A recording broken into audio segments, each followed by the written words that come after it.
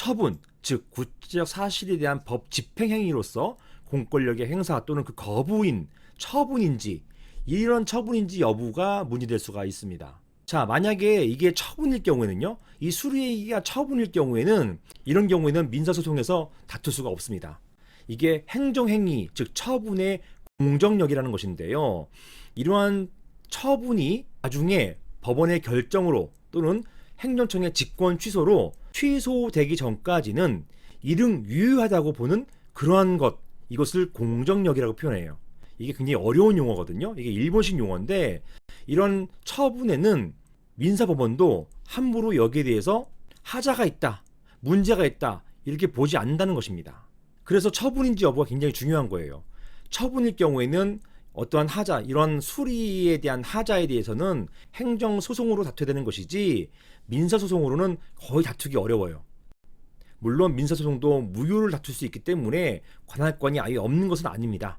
하지만 그럼에도 대부분 이러한 처분에 대한 어떤 이런 수리에 대한 다툼은 왜 수리했느냐, 요건도 안 갖췄는데 왜 수리했느냐, 관리인도 아닌데 왜 수리했느냐, 이런 다툼은 민사소송으로 가는 게 아니라 행정소송으로 가게 되는 것입니다. 그래서 저는 처음에 이런 제도를 둔 취지가 더 이상 민사소송에서 다투지 말고 행정소송으로 다투게 하는 것, 그렇게 되면 상당히 소송수는 줄어들거든요. 저는 그런 의도인 줄 알았어요. 그런데요, 보니까 이런 수리행위 자체로서 어떠한 새로운 법률효과가 발생하는 것은 아니었어요. 즉, 수리를 해줌으로써 관리인에게 어떠한 권한, 능력이 발생해야 되는 것인데 종전에 없었던 행위가 있어야 되는 것인데 수리를 했다고 해가지고 관리인 행위가 특별하게 생기는 게 없어요. 즉, 이러한 수리 행위로 인해서 관리인의 어떤 지위 변동, 없었던 능력이 생기고 그런 게 없다란 말입니다. 그래서 처분으로 보기는 어려운 거예요. 이게 좀 어려울 수도 있는데요. 이게 이제 저희 같은 소송하는 사람들한테는 굉장히 중요한 거예요. 이러한 관리인 선임 신고에 대한 수리가 처분일 경우에는 이제 민사소송으로는 거의 못 다퉈요. 민사법원이 아니라 전부 행정법원으로 달려가야 되는 것입니다. 그래서 이 부분이 굉장히 중요하고, 실제로 대규모 점포관리자 신고 수리 있잖아요. 대규모 점포관리자 지정 신청을 하면 관할 행정청에서 이걸 수리하거든요. 근데 이 수리에 대해서는 처분으로 봐요. 즉, 유통산업발전법상의 대규모 점포관리자 신고 수리, 이게 유통산업발전법 제12조 3항에 있습니다. 이러한 수리는 처분으로 보고 있는 게 판례입니다. 자, 이게 제가 수행했던 판례인데요. 보시는 것처럼 이렇게 판단했어요. 자, 대규모 점포 관리자 할 때 특별자치시장, 이런 구청장 등 관할 행정청이에요. 아까 관리인에 있어서는 소관청이라 했잖아요. 이런 구청장 등이 유통산업발전법 제12조 3항에 따라서 대규모 점포 관리자 신고를 수리하게 되면 그 경우에 이제 대규모 점포 관리자의 어떤 능력이, 어떠한 권한이 생기면 그 경우에는 이 수리가 처분이 된다는 것이에요. 이러한 수리 행위로 인해서 국민에게 어떤 영향을 미치는 거기 때문에 처분이 된다는 것이에요. 그래서 해당 대규모 점포 관리자는 그때부터 대규모 점포의 구분 수요자들이나 그들에게서 임차해서 대규모 점포 매장을 운영하고 있는 상인들을 상대로 어떠한 권한이 생기냐, 대규모 점포의 유지 관리에 드는 비용인 관리비를 부과 징수하는 업무를 수행할 수 있게 된다. 비로소. 즉, 종전에는 없던 권리인 관리비 징수권이 생긴다. 언제요? 유통산업발전법에 따라서 대규모 점포 관리자가 대규모 점포 관리자 신고가 수리된 경우에, 그 수리된 경우에는 이런 새로운 권한이 생기기 때문에, 관리비 징수권이 생기기 때문에 그 수리는 처분으로 보는 것입니다. 이 점이 이 관리인 선임 신고 수리하고 다른 점이에요. 관리인은 법에 따라서 관리비 부과 징수권이 있잖아요. 법에 따라서 당연히 생기는 것이지 이렇게 신고 수리에 따라서 없던 관리비 징수권이 생기는 게 아닙니다. 그래서 이러한 관리인 선임 신고 수리가 이 관리인 된 사람에게 어떠한 권리에라도 영향을 미치지 못해요. 즉, 이러한 수리는 결국 처분이라기보다는 그냥 받아드는 그러한 사실행위로 볼 수밖에 없게 되는 것입니다.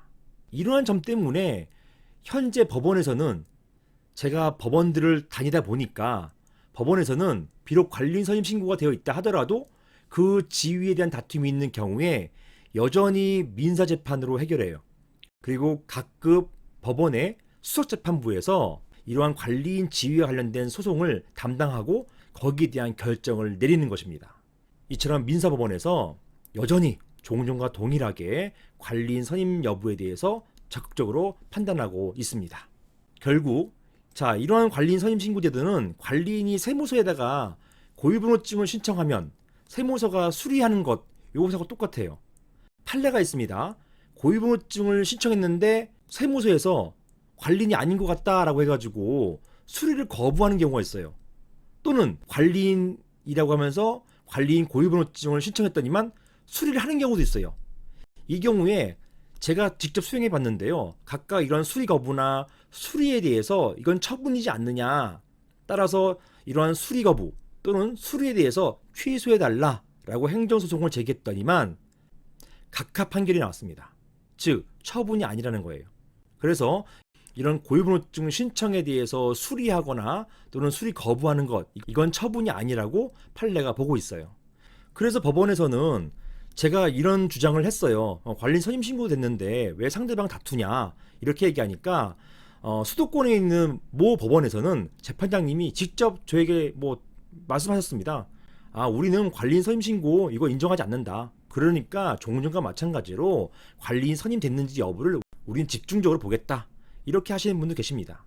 관리인인지 여부에 대해서 다툼이 있으면 거기에 대해서 이런 관리인 선임 신고 제도와 별개로 이런 관리인 선임 신고 제도가 있건 없건 상관없이 독자적으로 판단을 하겠다. 종전같이 보겠다. 이렇게 보고 있습니다. 이게 바로 이 제도 시행 이후에 현재까지 법원의 태도가 되겠습니다. 사족입니다만 저의 생각이죠. 만약 향후 입법으로 관리인에게 새로운 권한을 부여하는 어떤 규정을 둔다면 그때는 처분을 볼 수 있어요. 즉 관리인 선임 신고를 해야 비로소 관리비를 징수할 수 있다던가, 또는 이런 관리인이 신고해야만 어떤 새로운 법률 행위를 할 수 있다고 규정한다면, 그러니까 장차 입법으로 한다는 얘기예요. 가정입니다. 이러한 신고의 수리를 처분으로 볼 수 있게 될 것이고, 그렇다면 행정청이 일단 수리를 했기 때문에 민사법원은 이를 존중해야 되고, 이게 행정행위의 공정력이에요. 따라서 행정소송으로 다툴지언정 향후 민사소송으로는 다투지 못하게 할 수 있을 것입니다. 물론 예외는 있어요. 그러니까 무효인 행위에 대해서는 민사법원도 판단할 수가 있는 것입니다. 이런 행정행위 공정력은 이런 수리행위가 취소 사유가 있을 경우에 그때를 말하는 것이에요. 만약에 이런 행위가 무효일 경우에는 이거는 어느 법원이든지 행정법원이든지 민사법원이든지 다 판단할 수가 있어요. 여기까지 관리인 선임 신고의 제도에 대한 법원의 태도에 대해서 한번 살펴봤습니다. 이상입니다.